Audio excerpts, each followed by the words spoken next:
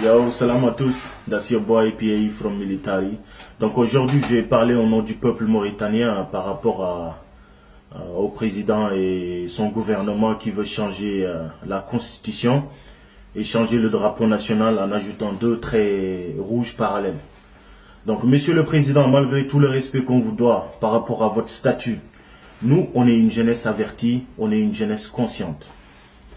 Donc, dans un pays, il y a ce qu'on appelle des priorités. Je me rappelle, il y a 8 ans de cela, quand vous aviez pris le pouvoir, votre slogan était que vous étiez le président des pauvres. Je vais vous rafraîchir un peu la mémoire. 1 litre de gasoil était de 280 ouguiya. Aujourd'hui, le litre passe à 384 ouguiya. Soit une augmentation de 96% sans raison. 1 kilo de sucre était de 140 ouguiya. Aujourd'hui, le kilo passe à 280 ouguiya. Une augmentation de 100%, sans raison. 1 kilo de viande était de 1000 ouguiya. Aujourd'hui, le kilo passe à 2400 ouguiya. Une augmentation de 140%, sans raison. 1 kilo de poisson était de 900 ouguiya. Aujourd'hui, le kilo passe à 2400 ouguiya. Une augmentation de 150%, sans raison. La bouteille de gaz était à 2000 ouguiya. Aujourd'hui, la bouteille passe à 3200 ouguiya, monsieur le président. Sans raison. Le pouvoir vous est donné aujourd'hui.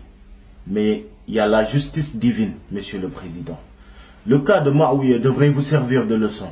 Le cas de Yahya Jammeh tout récemment devrait vous servir de leçon.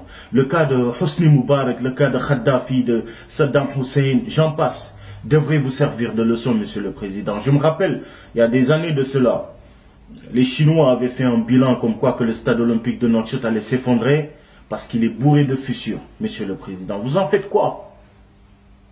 Ces enfants qui sont des sans-papiers dans leur propre pays, ces enfants, ces gens, ces vieux, ces vieilles qui refusent d'être recensés parce qu'ils sont tout simplement noirs. Vous en faites quoi, monsieur le président? L'hôpital national qui, au lieu de sauver des vies, tue des gens, des femmes qui accouchent, des enfants, des bébés qui naissent, des gens aux urgences. Vous en faites quoi, monsieur le président? Ces gens qui ont besoin de soins, qui ont besoin d'être évacués, mais qui n'arrivent pas à voyager parce qu'ils n'ont pas de papier dans leur propre pays, monsieur le président. Vous en faites quoi? Ces enfants qui ne peuvent pas passer le bac, qui ne peuvent pas passer le brevet, qui ne peuvent pas passer l'entrée en 6e, monsieur le président. Vous en faites quoi?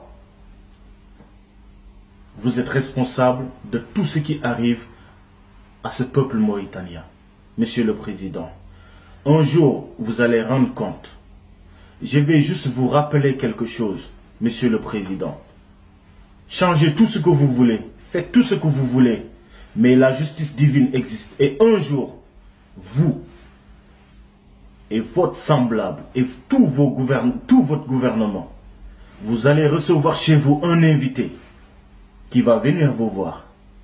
Et au moment où cet invité partira, vous allez partir avec cet invité-là.